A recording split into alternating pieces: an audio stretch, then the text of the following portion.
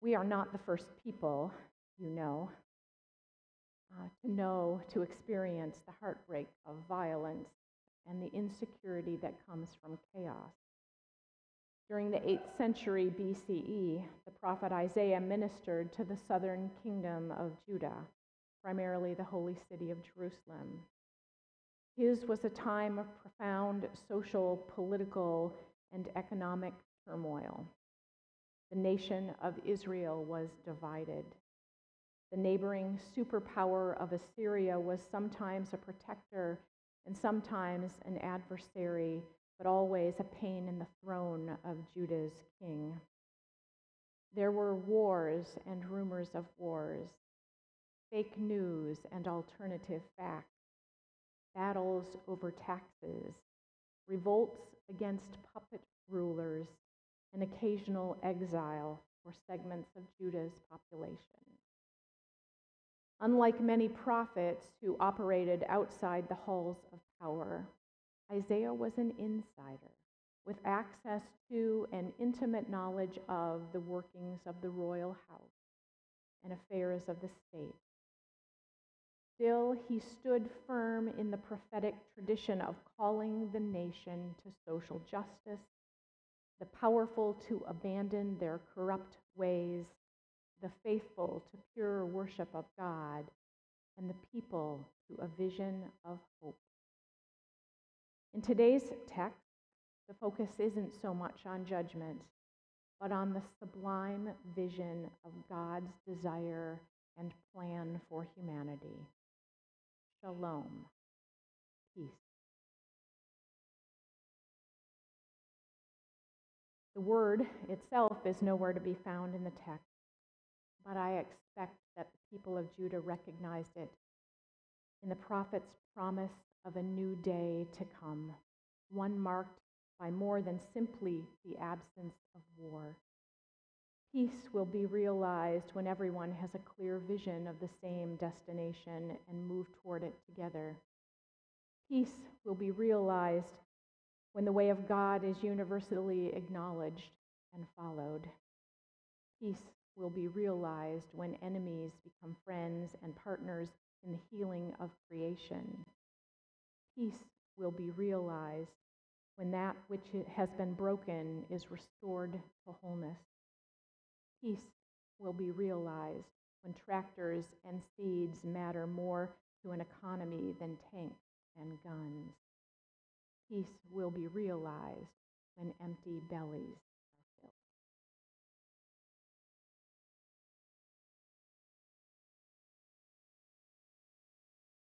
The word peace is common in most languages. People can talk about peace treaties or times of peace. It means the absence of war. And in the Bible, the word peace can refer to the absence of conflict, but it also points to the presence of something better in its place. In the Old Testament, the Hebrew word for peace is shalom. And in the New Testament, the Greek word is eirene. The most basic meaning of shalom is complete or whole. The word can refer to a stone that has a perfect, whole shape with no cracks. It can also refer to a completed stone wall that has no gaps and no missing bricks. Shalom refers to something that's complex with lots of pieces that's in a state of completeness, wholeness. It's like Job, who says his tents are in a state of shalom because he counted his flock and no animals were missing. This is why shalom can refer to a person's well-being. Like when David visited his brothers on the battlefield, he asked about their shalom. The core idea is that life is complex, full of moving parts and relationships and situations, and when any of these is out of alignment or missing, your shalom breaks down. Life is no longer whole. It needs to be restored. In fact, that's the basic meaning of shalom when you use it as a verb. To bring shalom literally means to make complete or restore. So Solomon brings shalom to the unfinished temple when he completes it. Or if your animal accidentally damages your neighbor's field, you shalom them by giving them a complete repayment for their loss. You take what's missing and you restore it to wholeness. The same goes for human relationships. In the book of Proverbs, to reconcile and heal a broken relationship is to bring shalom.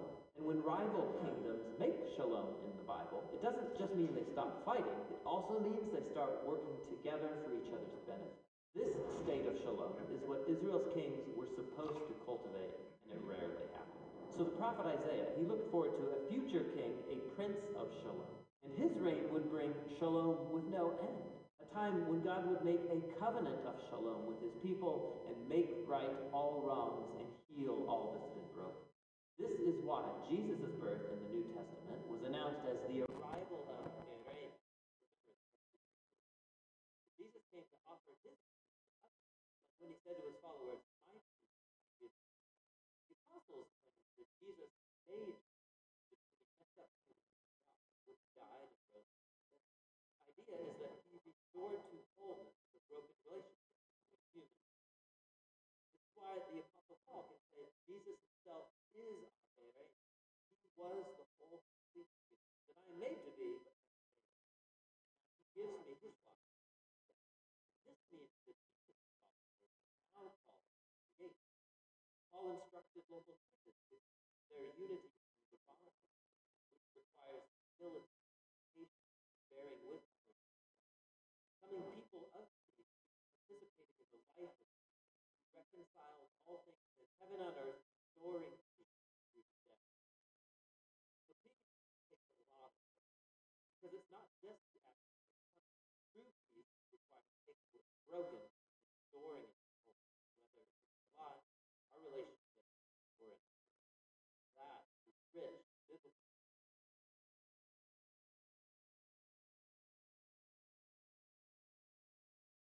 You can tell by the video, the idea of peace, of shalom, of wholeness, is fundamental in the Judeo-Christian tradition.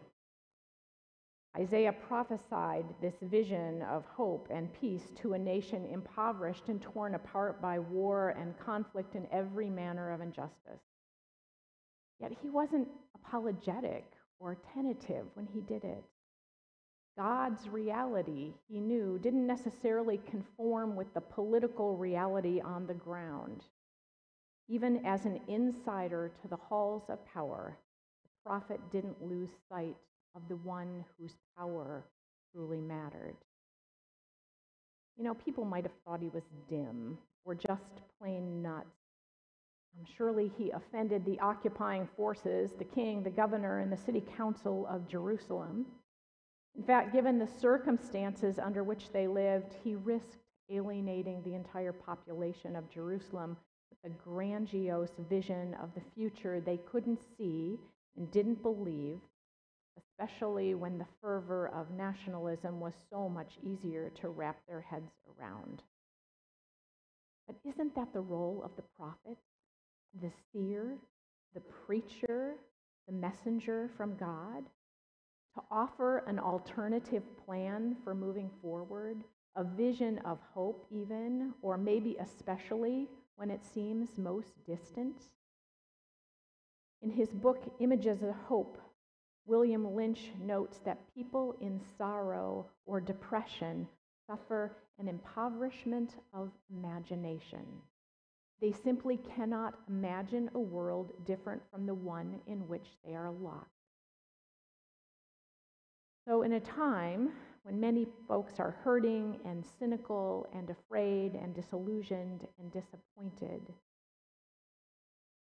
they don't look to Christ's church for solace or a word of hope. The thing is, though, we are the stewards of that vision now. And it has been left to us in our care by the prophets and by Jesus himself. It is a vision of transformation, renewal, new life, and shalom. The oppressed will be set free. Yokes will be broken. People will share their bread with the hungry, their homes with the homeless, their clothes with the naked, and their whole lives with their families and communities to the glory of God. This is our vision for the world, to share with the world. And yet, we Christians, and the church in particular, don't always offer such a convincing witness for that vision, for that day to come. Too often, we fail to live together as people who believe the promise. We take separate paths up the mountain. We don't readily relinquish our weapons. And here's what's kind of crazy. We profess to believe in the resurrection to eternal life. The mind-blowing claim that Jesus was killed and then raised from the dead on the third day, and we believe that in him we too will have new and everlasting life. And it always strikes me as so odd that we can affirm that, yes, we're going to die and be raised from the dead, but we find it really difficult to embrace the reality of a world without hunger or conflict or weapons. Have you ever had a conversation when you've shared that vision, God's vision of a glorious, abundant, and peaceful future, and people have looked at you like you're an idiot? Or accused you of being a fool? I've even heard Christians call this pie-in-the-sky thinking. For them, personal salvation is okay, but as to the salvation of all creation, with the ushering in of a reign of peace and justice, no thanks, or that's not possible. When we are at our best as Christians and as the church, we live the vision. When our worship is consistent with God's values and leads us to care for the hurting and the hungry and the oppressed, when we are engaged in works of healing and justice and mercy, when our actions in the world reflect a consistency with what we profess to believe, when we shine God's light in whatever darkness we stumble upon, sorrow or corruption, anger or fear, hatred or brutality, ignorance or prejudice, in order to point to the goodness and grace of God. For Isaiah, peace is God's work and God's plan for us. Isaiah doesn't promise its arrival as a result of our efforts or our prayers, though. But how can there be peace unless we who worship the Prince of Peace believe that it's possible? Unless we can imagine it, unless we can articulate it, and unless we can live it now. Especially in times of chaos and fear and division and disruption, people need a strong, steady word of assurance and a vision of a hopeful tomorrow. Every summer when I was a kid, we spent a couple of weeks of our vacation at our family's cottage in Michigan's Upper Peninsula. Entertainment was really low-key. We had aunts and uncles and cousins, and we swam and sunbathed and water skied and played cards and read, and we went to the dump a couple nights a week to watch the bears go through the garbage. Good times in northern Michigan. The summer when I was 10 or 11, I guess, my uncle had planned a boat trip to Garden Island, which is about 20 miles out into Lake Michigan, to visit a Native American cemetery he wanted to see. The sun was shining in the morning when we left, and the weather report must have been good, or else we wouldn't have gone. My uncle was a longtime boater and a former Navy officer with a healthy respect for the water, and he never engaged in risk-taking behavior, especially when it involved small children. But shortly after we arrived on the island, an infamous Great Lakes storm blew up, and there were winds and clouds and white caps like I had never seen before. So he herded us back into the boat before we'd ever seen the cemetery. And the journey home was terrifying. All afternoon, 4 to 6 foot waves battered the 16-foot speedboat we were on, slamming us, raising us up and slamming us down into this foamy water. At times, it seemed like the lake was just going to swallow us. And were it not for my uncle's skill and the grace of God, it surely would have. I don't remember any of us kids said a word the whole way, strapped into our little orange life vests and clinging to each other. Between rain and spray from the swells and the sheer terror of it all, we were soaked and shaking. The only other adult on board was my mom. God love her. She had a flair for the dramatic, let me just say. So she wasn't a particular calming presence that day in the boat. She declared with some confidence, "We're going to die, we're all going to die," until my uncle's withering glance had her whimpering like the rest of us. And my uncle, God love him, shouting above the roar of the wind and the water, redirected our attention to our destination over and over again. Keep your eyes on the shore. Keep your eyes on the shore.